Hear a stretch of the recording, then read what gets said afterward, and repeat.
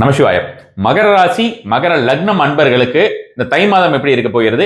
5 கிரக சேர்க்கை உங்களுடைய ராசியில் உங்களுடைய லக்னத்தில் தான் இந்த ஒரு நாளிலே நீங்கள் இதை பார்த்து கொண்டிருக்கக்கூடிய இந்த 19ஆம் தேதி 20ஆம் தேதி இந்த 2 நாட்களுமே 5 கிரக சேர்க்கை இருக்கிறது. இந்த 5 கிரக சேர்க்கை அப்படின்ற மாதிரியான விஷயம் ஒரு 2 நாள் தான் இருக்கும். அதுக்கப்புறம் 4 கிரக சேர்க்கை அப்படிங்கிறது வந்து பார்த்தீங்கன்னா மாசி மாசம் ஆரம்பிச்சதுக்கு அப்புறமே கூட தொடர்கிறதுன்னு வச்சுக்கோங்களேன். சிறிது நாட்களுக்கு தொடரும். இந்த தை மாதம் ஓவராலா இந்த ஒரு 30 to 40 டேஸ் எடுத்துக்கலாமே. இந்த 40 டேஸ்ல எப்படி இருக்கும் அப்படின்னு கேட்டா, இன்று புதிதாய் பிறந்தோம் அப்படிங்கிற மாதிரியாக ஏதாவது உங்களுக்கு ஆல்ரெடி ரொம்ப மனக்லேசங்களாக இருந்தது அப்படின்ற மாதிரி இருந்ததுன்னா அவங்களாம் தைரியமான முறையில இன்று புதிதாய் பிறந்தோம் அப்படின்னு இந்த தை மாதத்திலிருந்து நீங்கள் கைகளை உயர்த்தி சொல்லலாம்.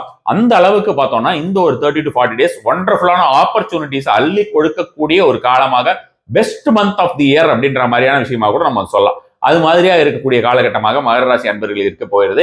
பண ரீதியான விஷயங்கள், கரியர்ல growth, நீங்கள் போகும் இடமெல்லாம் செல்வாக்கு அப்படிங்கிற மாதிரியான விஷயங்கள், உங்களுடைய எவ்வளவோ ஒரு திறமைகள் அப்படின்ற மாதிரியான விஷயங்கள் இருந்து மறைந்திருக்கிறது, அது வெளியில் வராமல் இருக்கிறது, அல்லது அடுத்தவங்களால ரெகக்னிஷன் இல்லாம இருக்கு அப்படின்ற மாதிரியான விஷயங்கள் இருந்தால் அந்த ரெகக்னிஷன் எல்லாம் கிடைக்கிறது அப்படின்ற மாதிரியான விஷயம், உடல்நிலையில் ஏதாவது உங்களுக்கு பாதிப்புகள் இருந்தால் அந்த உடல்நிலை பாதிப்புகள் கொஞ்சம் கொஞ்சமாக சரியாவது அப்படின்ற மாதிரியான விஷயங்கள், அல்லது புதிய ஒரு கரெக்டான ஒரு மருத்துவம் அப்படிங்கிறது இந்த ஒரு மாதத்திலே நீங்கள் ஐடென்டிஃபை பண்ணிட்டு எவ்வளவோ நாளாகவும் உங்களுக்கு வந்து அந்த மருத்துவத்தில் உங்களுக்கு முன்னேற்றம் இல்லைன்னா இந்த ஒரு மாதத்தில் நீங்கள் எடுத்துக்கொள்ளக்கூடிய அந்த ஒரு மருத்துவம் அப்படின்ற மாதிரியான விஷயத்தை ஐடென்டிஃபை பண்றது ஃபர்ஸ்ட் கிளாஸான ஒரு மருத்துவமாக ஐடென்டிஃபை பண்ணுவீங்க அப்படின்ற மாதிரியான சொல்லலாம். இந்த ஒரு மாத காலகட்டத்தில் நீங்கள் ஏதாவது ஒரு வேலைக்கு போறீங்க, ஏதாவது புதிதாக ஏதாவது ஒரு பிசினஸோ இல்லை எந்த ஒரு விஷயமே நீங்க செஞ்சாலுமே சரி, அந்த விஷயங்கள் எல்லாமே வெற்றியை நோக்கி செல்லும் அப்படின்றது.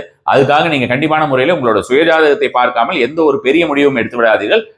ஏதாவது ஒரு இடத்துல நீங்கள் உங்களுடைய சுயஜாதகத்தை பார்த்துக் கொள்ளுங்கள். அதே போல் கேலண்டர்ல வந்து முகூர்த்தம் பார்த்து குறிக்காம உங்களுடைய ஜாதகத்தை வைத்து முகூர்த்தம் குறிப்பது மட்டுமே உண்மையான முகூர்த்த முறை. அதனால நான் வந்து முகூர்த்தம் பார்த்து தான் செஞ்சேன், கேலண்டர்ல பார்த்தேன், பக்கத்துல இருக்கிற ஐயர்கிட்ட பார்த்தேன், இப்படிங்கிற மாதிரியான விஷயங்கள் எல்லாம் இல்லாமல் தகுந்த ஜோதிடரிடம் கண்டு அவர்கள்கிட்ட போய்க்கோங்க. ஏன்னா கோயில்களில் இருக்கக்கூடிய பிரீஸ்ட்ஸ் எல்லாம் இருப்பாங்க இல்லையா, நம்ம ஐயர்னு சொல்லுவோம். ஸோ அவங்க கிட்ட எல்லாம் நீங்க போய் பாத்தீங்கன்னா அவர்கள் வந்து நட்சத்திரம், நாட்கள், திதி எல்லாம் எப்படி இருக்குன்னு பார்த்து சொல்லிடுவாங்க அவங்க கரெக்டா.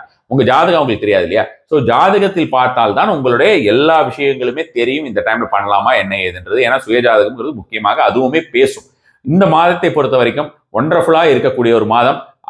எவ்வளவு மேக்சிமம் இதை நீங்க யூட்டிலைஸ் பண்ணிக்க முடியுமோ அந்த அளவுக்கு நீங்க இதை யூட்டிலைஸ் பண்ணிக்கோங்க. எந்த ஒரு காரணத்தை கொண்டுமே உங்களுக்கு பழைய விஷயத்தை பத்தி நினைக்காமல், நான் ஏற்கனவே சொன்ன ஒரே வார்த்தை தான், இன்று புதிதாய் பிறந்தோம் அப்படின்ற நினைச்சுக்கிட்டு முன்னேறி செல்லுங்கள். எல்லாவித வெற்றியும் உங்களுக்கு கிடைக்கும். நமசிவாய.